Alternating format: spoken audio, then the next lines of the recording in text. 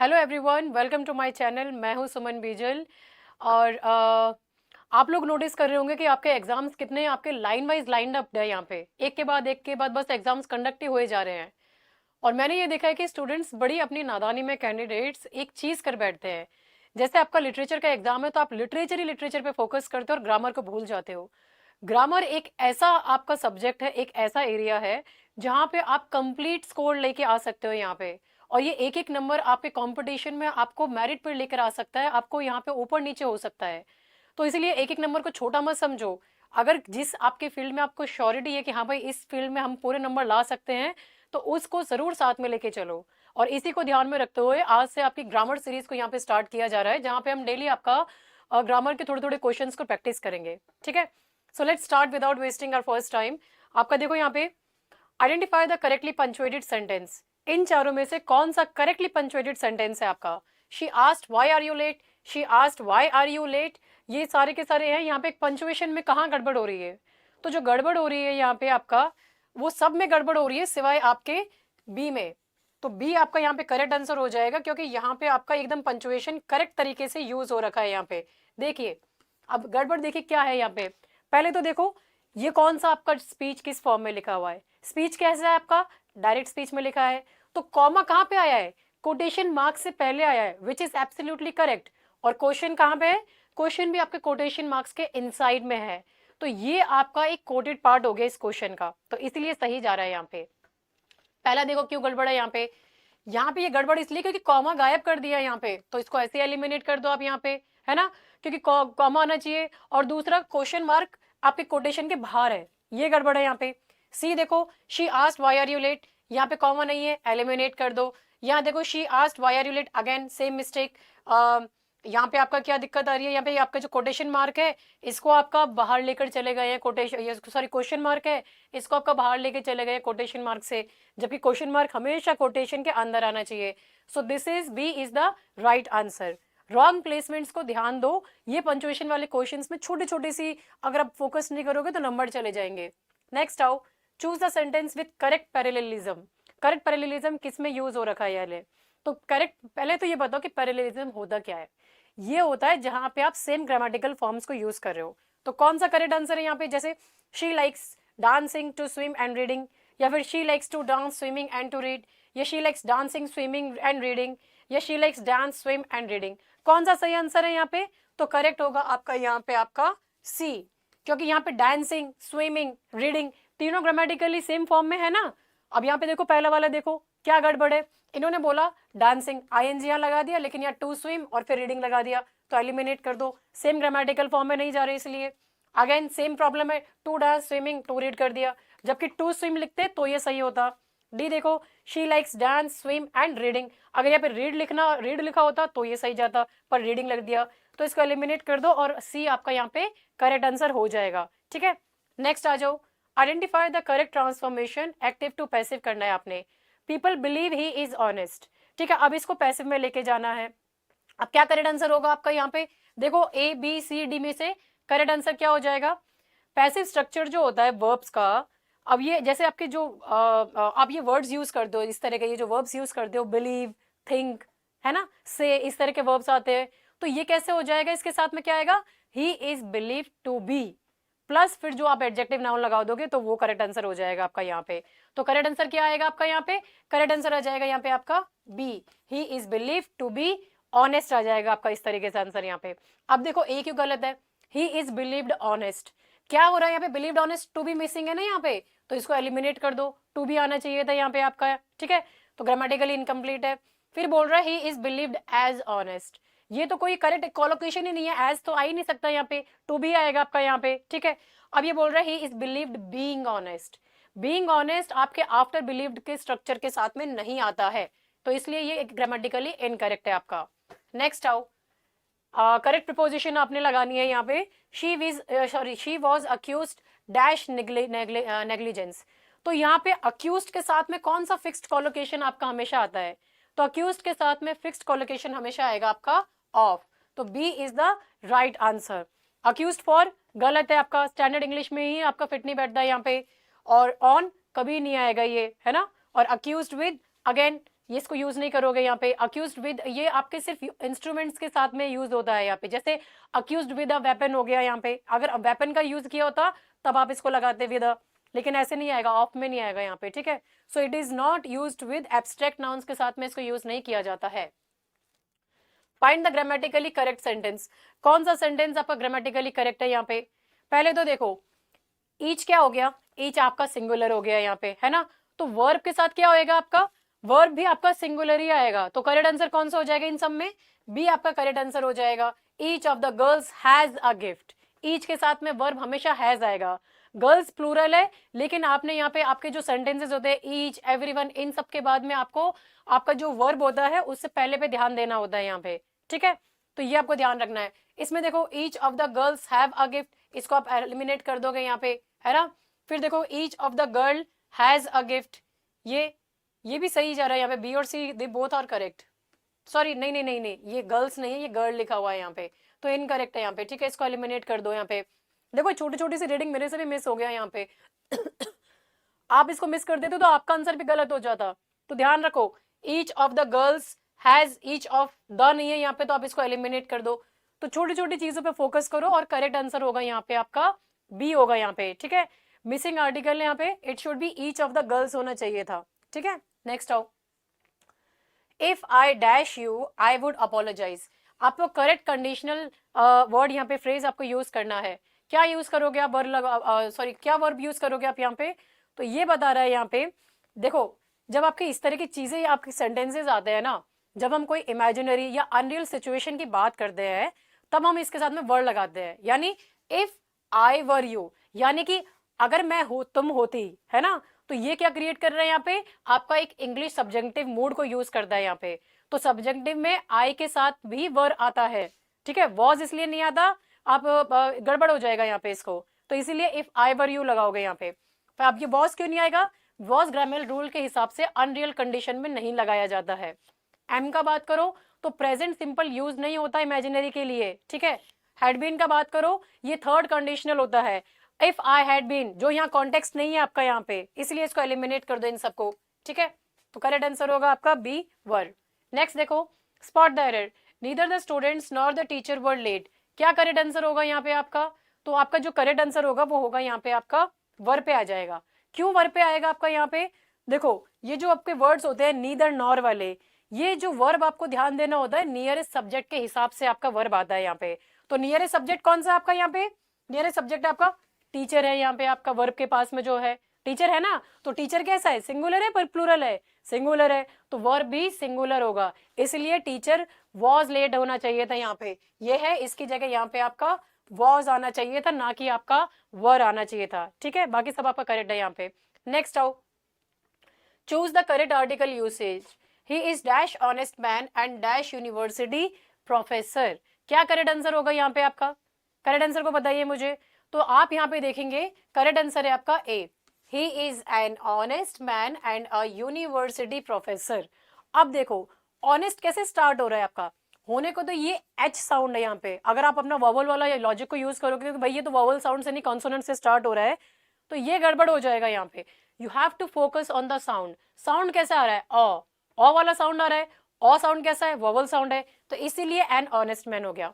अब आप बोलोगे तो भाई ये तो आपका वॉवल साउंड यू से स्टार्ट हो रहा है, इसको क्यों नहीं, इसके सामने क्यों हमने कॉन्सोनेंट उसके सामने क्यों नहीं लगाया हमने यहाँ पे एन क्यों नहीं लगाया, बिकॉज इसका साउंड कैसे हो रहा है, ये यू वाला साउंड आ रहा है इसका यू, इसीलिए ये कॉन्सोनेंट साउंड है, तो इसीलिए हमने इसके सामने अ यूनिवर्सिटी लगाया है, ठीक है। बाकी सब आपका गलत हो जाएगा। नेक्स्ट आओ, pick the correct question tag, let's go for a walk, कौन सा करेक्ट क्वेश्चन टैग आप लगाओगे यहाँ पे, will we, won't we, shall we, don't we, क्या आएगा, तो करेक्ट आंसर होगा आपका यहाँ पे शैल वी। मैं एक्सप्लेन करती हूँ क्यों। लेट्स क्या हो गया, लेट्स हो गया आपका लेटस, तो इसका क्वेश्चन टैग ऑलवेज फिक्स्ड होता है, तो लेटस के साथ में क्या आएगा, शैल वी, तो हमेशा इसके साथ में शैल वी ही आएगा आपका, ठीक है। विल वी का बात करें तो विल वी कभी भी आपके लेट्स के साथ में यूज नहीं होता है यहाँ पे, वोंट वी, डोंट वी, ये आपके इनकरेक्ट पेयर्स है यहाँ पे। नेक्स्ट आओ, correct indirect narration, he said I have done my homework, कौन सा आपका यहाँ पे करेक्ट आंसर होगा यहाँ पे, he said I have done my homework। चारों को ऑप्शंस को देखो यहाँ पे, ये देखो चारों ऑप्शंस को, और कौन सा करेक्ट होगा ये बताइए आप यहाँ पे। तो जो करेक्ट आंसर होगा पहले आप देखो रिपोर्टिंग वर्ब किस में जा रहा है आपका, रिपोर्टिंग वर्ब ने बोला आपका सेड, सेड क्या है आपका पास्ट टेंस है यहाँ पे। तो अब ये कैसा होता है जब आप यहाँ पे रिपोर्टिंग वर्ब में से कन्वर्ट कर रहे होते हो और ये सेड पास्ट में है, तो ये टेंस बैक शिफ्ट में चला जाएगा। तो कौन सा करेक्ट होगा आपका answer, he said he had done his work आ जाएगा आपका यहाँ पे, ठीक है। हैव डन है, हैव डन कहाँ पे ले गए हम, हैड डन में लेकर चले गए यहाँ पे आपका, जो कि क्या है आपका पास्ट परफेक्ट है, क्योंकि ये प्रेजेंट परफेक्ट था इसलिए हम इसको पास्ट परफेक्ट में लेके चले गए हैं। बी देखो, he said that he has done, क्या ये आपके टेंस को बैक शिफ्ट में लेकर गया, नहीं लेके गया, एलिमिनेट कर दो। फिर ये बोल रहा है he said that he done his work, अब यहाँ पे क्या है मिसिंग ऑक्सिलरी, हैड कहाँ चला गया, नहीं लिखा ना, हटा दो इसको यहाँ पे। फिर बोलो he said that he have done his work, again have done, ये आपके टेंस को बैक शिफ्ट में लेके नहीं गया है, तो आप इसको यहाँ पे एलिमिनेट कर दो, ठीक है। करेक्ट आंसर होगा ए। नेक्स्ट देखो, choose the correct collocation, she made a dash effort to control her anger, अब यहाँ पे क्या करेक्ट आंसर होगा आपका, यहाँ पे देखो she made a dash effort to control her anger, अब कैसा एफर्ट डाला उसने यहाँ पे, इंग्लिश में कुछ वर्ड पेयर्स आपके फिक्स्ड कॉम्बिनेशंस में होते हैं, है ना, तो ये एफर्ट के साथ में क्या आएगा, she made a strong effort आएगा आपका यहाँ पे, एक नेचुरल कॉलोकेशन है यहाँ पे जो बहुत ही कॉमनली आपका यूज किया जाता है, ठीक है। अब आप बोलोगे टफ एफर्ट, टफ एफर्ट कोई आपको यूज लग रहा है यहाँ पे, सही लग रहा है, नहीं लग रहा है यहाँ पे, अननेचुरल सा है, तो इसको आप हटा दो यहाँ पे, ठीक है। बिग एफर्ट, बिग एफर्ट मतलब पॉसिबल है पर ये कॉलोकेशन गलत है यहाँ पे आपका, ठीक है, हटा दो इसको। माइटी एफर्ट, ये तो पोएटिक हो गया यहाँ पे, माइटी एफर्ट है ना, जो अपन नॉर्मल यूज में इसको ये करते नहीं है, तो इसको हटा दो। नेक्स्ट आओ, identify the non finite verb, I saw him running, कौन सा होगा आपका यहाँ पे non finite verb. Non finite verb क्या होते हैं आपके, ये वो वर्ब फॉर्म होते हैं जिसको बिना टेंस के साथ में यूज किया जाता है, जैसे बेस, आईएनजी या पार्टिसिपल वगैरह के साथ में। तो कौन सा है आपका यहाँ पे नॉन फाइनाइट वर्ब, ये हो गया आपका यहाँ पे रनिंग, रनिंग आपका यहाँ पे नॉन फाइनाइट वर्ब हो गया है। यहाँ रनिंग एक प्रेजेंट पार्टिसिपल है, टेंस को शो नहीं कर रहा है यहाँ पे ये, ठीक है। सॉ का बात करें, सॉ क्या है, सॉ आपका फाइनाइट वर्ब है यहाँ पे, क्योंकि ये पास्ट टेंस को शो कर रहा है। हिम क्या हो गया, हिम आपका प्रोनाउन हो गया यहाँ पे आपका, ठीक है। और आई, आई आपका सब्जेक्टिव प्रोनाउन है यहाँ पे आपका, ठीक है। तो ये आपको इस तरीके से इसको आप डिकोड करोगे अपने आंसर्स वगैरह को और लिखोगे यहाँ पे। नेक्स्ट आओ, find the correct voice transformation, they laughed at him, कैसे ट्रांसलेट करोगे इसको आप करेक्ट वॉइस में कन्वर्ट करने के लिए, तो ये दे लाफ्ड एट हिम है ना। अब इसको पैसिव बनाते टाइम आपको क्या करना है, प्रीपोजिशन को रिमूव नहीं करना है यहाँ पे आपका, तो करेक्ट आंसर क्या होगा, he was laughed at by them, B आपका यहाँ पे करेक्ट आंसर जाएगा। लाफ्ड एट जो आपका ये फ्रेज है लाफ्ड एट, ये एक फ्रेज आपका स्ट्रक्चर है, फ्रेजल स्ट्रक्चर है, तो पैसिव में क्या हो जाएगा, वॉज लाफ्ड एट हो जाएगा आपका यहाँ पे, ठीक है। अब ये बोलोगे ही वॉज लाफ्ड बाय देम, तो ये क्या है, इन्होंने प्रीपोजिशन ही मिसिंग कर दिया, इसको हटा दो यहाँ पे आपका, एट कहाँ चला गया, एट नहीं लगाया ना, हटा दो इसको, एलिमिनेट कर दो। फिर है ही लाफ्ड बाय देम, ये क्या है, ग्रामेटिकली गलत है यहाँ पे, he had laughed bye them, ये क्या मतलब है यहाँ पे, टेंस कंप्लीटली बदल दिया है, हटा दो इसको। नेक्स्ट आओ, choose the correctly spelled word, कौन सा आपका स्पेलिंग सही होगा। अब देखो ये कुछ ऐसी चीजें हैं जो आपको यहाँ पे खुद अपना याद करनी पड़ेंगी, ठीक है। यहाँ पे करेक्ट स्पेलिंग कौन सा होगा अकोमोडेशन का, ये होगा आपका करेक्ट स्पेलिंग, जहाँ पे ए सी, फिर आप कैसे करोगे ये अकोमोडेशन, इस तरीके से इसको यहाँ पे आप याद कर लेना, और ये तो आपको याद करना पड़ेगा यहाँ पे आपको, इसमें मतलब कोई ट्रिक या हैक नहीं है जो मैं आपको दे सकती हूँ। Identify the correct tense, by next Monday we dash the syllabus, अब क्या हो रहा है यहाँ पे आपका, क्या चीज बता रहा है यहाँ पे आपका, तो ये आपका एक स्ट्रक्चर है जहां पे ये बाय के साथ में क्या दिया है इन्होंने, फ्यूचर टाइम दिया है, यानी एक्शन फ्यूचर टाइम से पहले कंप्लीट हो जाएगा, ये बात कर रहे हैं। तो ये क्या है, ये फ्यूचर परफेक्ट टेंस होता है, यहाँ पे विल हैव के साथ में आपका क्या लगाओगे, आप विल हैव के साथ में आप यहाँ पे पास्ट पार्टिसिपल लगा दोगे, यानी third form of the verb लगाओगे, तो करेक्ट आंसर क्या हो जाएगा इसके हिसाब से, ये बोल रहा है by next Monday we will have completed the syllabus, कि हम ये काम ऑलरेडी खत्म कर चुके होंगे यहाँ पे, ठीक है। कंप्लीटेड क्यों नहीं आएगा, क्योंकि पास्ट टेंस है, फ्यूचर कॉन्टेक्स्ट में मैच नहीं होता, हटा दो। विल कंप्लीट, अगेन ये सिंपल फ्यूचर है, बाय नेक्स्ट मंडे यानी उसको ऐसा वो वर्ब चाहिए ना कि भाई जो कंप्लीट कर चुका होगा काम को पहले ही, तो वो रिक्वायर्स कंप्लीशन, ये नहीं कंप्लीट कर रहा काम को। हैव कंप्लीटेड, ये आपके प्रेजेंट परफेक्ट के टाइम के साथ में मिसमैच कर रहा है, तो आप इसको यहाँ पे हटा दो यहाँ पे, ठीक है। नेक्स्ट आ जाओ, spot the correct relative pronoun, the book dash you gave me is interesting, क्या आएगा आपका यहाँ पे? The book dash you gave me is interesting. कौन सा है? The book which you gave me is interesting आएगा आपका यहाँ पे, सी आ जाएगा आपका, विच आ जाएगा यहाँ पे। तो बुक क्या हो गई आपकी? थिंग हो गई है यहाँ पे, और थिंग्स के लिए विच यूज होता है यहाँ पे। तो सेंटेंस का मतलब जो बुक तुमने मुझे दी, तो यहाँ पे आपकी वो जो बुक है वहां पे आपका विच परफेक्टली फिट हो रहा है यहाँ पे, ठीक है। तो विच आप थिंग्स के लिए यूज कर सकते हो। हुम किसके लिए यूज होता है? हुम आप पर्सन के लिए यूज करते हो यहाँ पे। हुज किसके लिए यूज होता है? हुज आपका पोजेशन के लिए यूज होता है आपका, ठीक है। और हुम सॉरी और ये हु किसके लिए यूज होता है आपका यहाँ पे? हु भी आपका पर्सन्स के लिए ही यहाँ पे यूज होता है यहाँ पे, ठीक है। तो ये आपने यहाँ पे ध्यान में रखना है। नेक्स्ट आ जाओ, choose the sentence with correct adverb position. कौन सा सेंटेंस है यहाँ पे? He is often late. तो यहाँ पे कैसा होगा? इजिएस्ट एक्सप्लेनेशन के लिए क्या, सॉरी हाँ, आप यहाँ पे यूज करोगे ही इज ऑफ्टन लेट, ये आपका करेक्ट आंसर आ जाएगा, यहाँ पे सी पे आएगा यहाँ पे। तो अब आप देखो यहाँ पे ऑफ्टन क्या है आपका, यहाँ पे सबसे इजी समझो आप। ऑफ्टन जो है ये क्या बता रहा है आपको यहाँ पे? ये आपको एक फ्रीक्वेंसी एडवर्ब है आपका यहाँ पे, है ना। तो रूल क्या होता है? जो बी वर्ब होता है, बी वर्ब क्या होता है आपके? इज एम आर, ये इनके बाद में लगता है। तो ये इज ऑफ्टन आ गया आपका, ये फ्रीक्वेंसी वर्ब आपका यहाँ पे, ठीक है। अब देखो ही ऑफ्टन इज लेट, ये क्या सुनने में लग रहा है नेचुरल सा? नहीं लग रहा, ऑकवर्ड है, हटा दो। He is late often. तो ये आपका मतलब अपन ऐसे इनडायरेक्ट मतलब इनफॉर्मल वे में जब दोस्तों से बात कर रहे हो तो कभी कभी अपन कुछ भी बोल देते हैं, तो तब आप बोलते हो इसको। अदरवाइज ग्रामेटिकली अगर आप स्ट्रक्चर वाइज बात करोगे तो this is going to be your answer. Often late, he is, again word order एकदम गड़बड़ है आपका, ग्रामर यहाँ पे एकदम टूटा फूटा कर दिया। फिर देखो pick the correct error free sentence. he suggested me to rest, he suggested that I should rest, या C या D, क्या करेक्ट आंसर होगा आपका एरर फ्री सेंटेंस जो है यहाँ पे? तो वो है आपका B, he suggested that I should rest। Verb क्या है यहाँ पे? वर्ब जो है यहाँ पे सजेस्ट, आपका जो वर्ब है वो उसको लगा दिया है। तो ये जो वर्ब होता है सजेस्ट, ये कभी भी ऑब्जेक्ट और इन्फिनेटिव इनमें नहीं लेता है, सजेस्ट मी टू नहीं लेगा ये। तो करेक्ट सेंटेंस क्या होगा? Suggest plus that plus cause, इसीलिए he suggested that I should rest आएगा आपका यहाँ पे, ठीक है। बाकी सब आपके यहाँ पे इनकरेक्ट है यहाँ पे, ऑलराइट, ग्रामेटिकली स्ट्रक्चर वाइज गलत है। देखो फिर, choose the correct determiner, dash of the information was useful.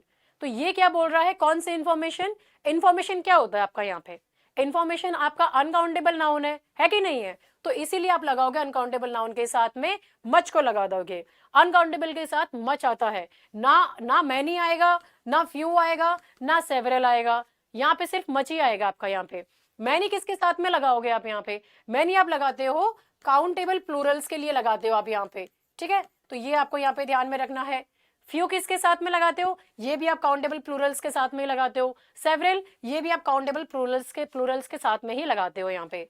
Next आओ, choose the correct phrasal verb, she could not dash the shock. अब ये क्या है? शी कुड नॉट के साथ में क्या आएगा आपका यहाँ पे? मतलब कि रिकवर नहीं कर पाई, तो क्या आएगा? She could not get over with the shock आ जाएगा आपका यहाँ पे, आपका इमोशनली, है ना। शॉक, ब्रेकअप, इलनेस, इन सबके साथ में आप गेट ओवर को यूज करोगे यहाँ पे। गेट थ्रू क्या होता है? गेट थ्रू तो मतलब होता है किसी डिफिकल्ट सिचुएशन को किसी डिफिकल्ट सिचुएशन से गुजरना, ठीक है। तो ये आप तब यूज करते हो यहाँ पे गेट थ्रू में, है ना। फिर गेट इन का मतलब होता है एंटर करना। ये क्या है आपका? गेट इन कब यूज करोगे? जब आप एंटर कर रहे हो, कहीं पे एंटर कर रहे हो। गेट डाउन का मतलब है ना, या तो झुक जाना या नीचे उतरना। तो यहाँ पे ये आपका मीनिंग में मिसमैच है यहाँ पे। नेक्स्ट आओ, identify the correct subjective usage, I wish I dash taller. क्या करेक्ट सेंटेंस होगा आपका यहाँ पे? तो देखो ये क्या बात कर रहा है, अगेन मैंने आपको समझाया था, जब हम विश, रिग्रेट, अनरियल सिचुएशन की बात करते हैं तो इंग्लिश सब्जेक्टिव यूज होता है। तो क्या करेक्ट आंसर होगा? If I wish if I were taller आ जाएगा। तो सब्जेक्टिव में आई, ही, शी, इन सब के साथ भी वर्ड लगता है, इसलिए I wish I were taller आएगा आपका यहाँ पे। वॉज सब्जेक्टिव में अलाउड नहीं है, तो इनको हटा दो आप यहाँ पे। एम, ये प्रेजेंट टेंस विश के साथ में नहीं आता है, इसको विल बी का बात करें फ्यूचर का सेंस बनाता है यहाँ पे, तो विश के पैटर्न के साथ में ये मिसमैच होता है यहाँ पे। Choose the sentence with correct modifier placement, walking down the street, the trees look beautiful, walking down the street I saw beautiful trees। कौन सा करेक्ट सेंटेंस होगा आपका यहाँ पे? तो करेक्ट जो सेंटेंस होगा आपका यहाँ पे वो होएगा यहाँ पे B, walking down the street I saw beautiful trees।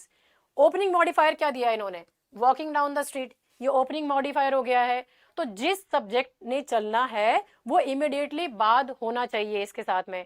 तो यहाँ आई फिर इसके साथ में लगा दिया है, आई वॉक कर रही है यहाँ पे, ठीक है। तो इसलिए ये करेक्ट आंसर है यहाँ पे।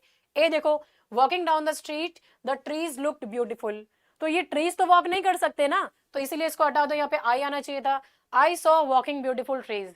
तो ये क्या स्ट्रक्चर ही ब्रोकन हो गया यहाँ पे। ट्रीज चलते हैं? नहीं चलते।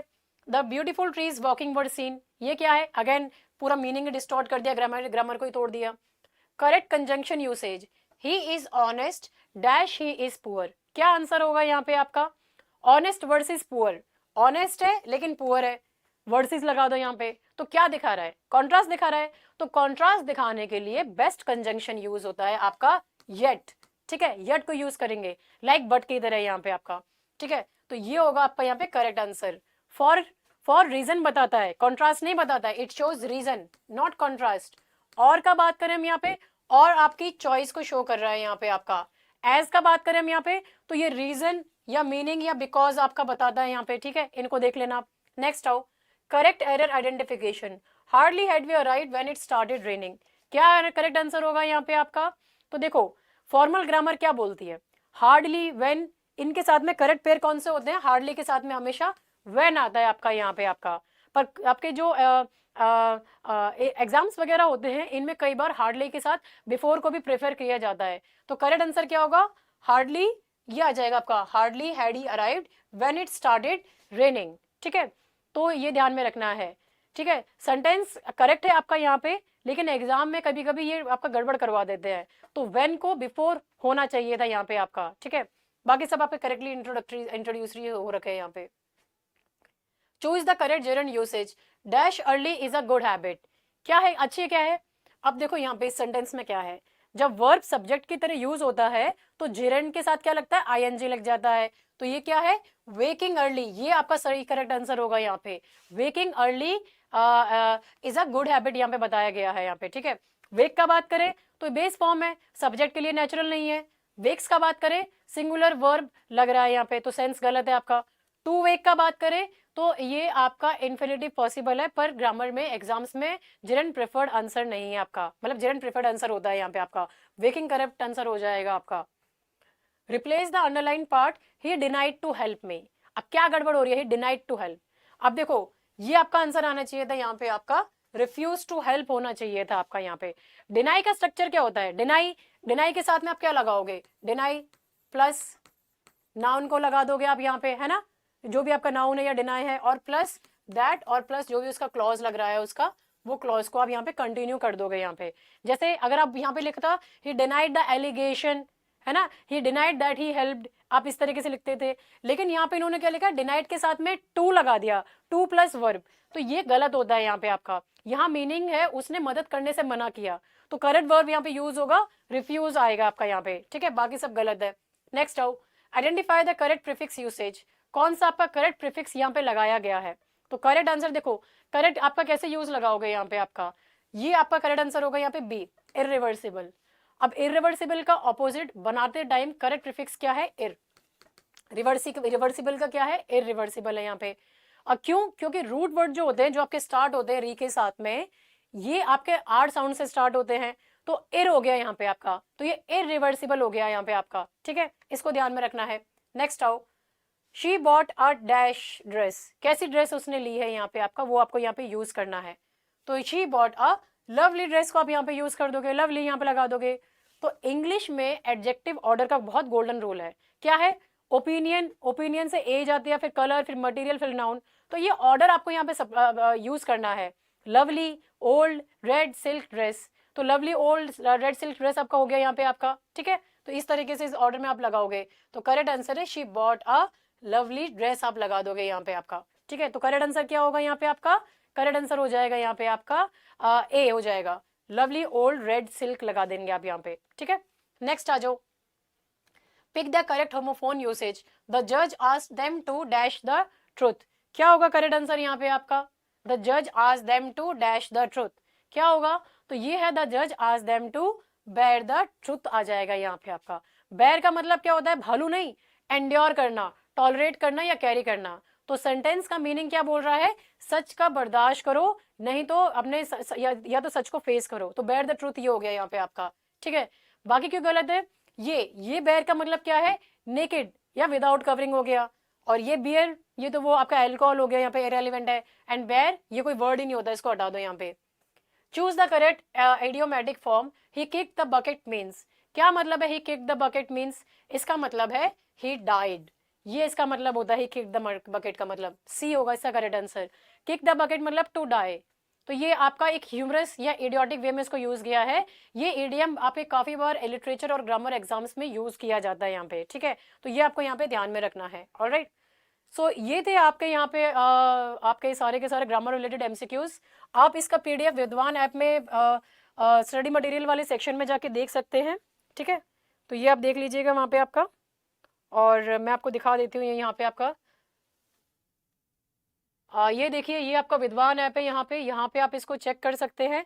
ये सारे के सारे ऑनगोइंग कोर्सेज है, जहाँ पे आपको अगर आपको कोर्स में इंटरेस्टेड है तो वो देख सकते हैं। अदरवाइज आपका ये फ्री स्टडी मटेरियल सेक्शन है, यहाँ पे आपको ये इधर आप क्लिक करेंगे तो यहाँ पे चला जाएगा। अभी इसको चलने में कुछ प्रॉब्लम हो रही है मेरे यहाँ पे, बट आप इसको देखेंगे तो यहाँ पे इसको मिल जाएंगे आपको यहाँ पे, ठीक है। So that's how you can get the PDFs. और बाकी आप यहाँ पे अपना ये iOS के लिए है, और टेलीग्राम को आप लेटेस्ट अपडेट्स के लिए फॉलो कर सकते हैं। और किसी भी किस्म की क्वेरी हो, आई रिपीट, अगर जेन्युइन क्वेरी है आपकी, कुछ चीज़ में जेन्युइनली आप पूछना चाहते हो, तो आप मुझे व्हाट्सएप पे टेक्स्ट कर सकते हो। फालतू बातों के लिए तो मेरे पास भी टाइम नहीं है, और आप भी अपना टाइम मत खराब कीजिए। अगर जेन्युइन क्वेरी है, कोई रियल में आपको परेशानी है, तो उसके लिए you can contact me on WhatsApp, ठीक है। Thank you for watching this video, have a nice day.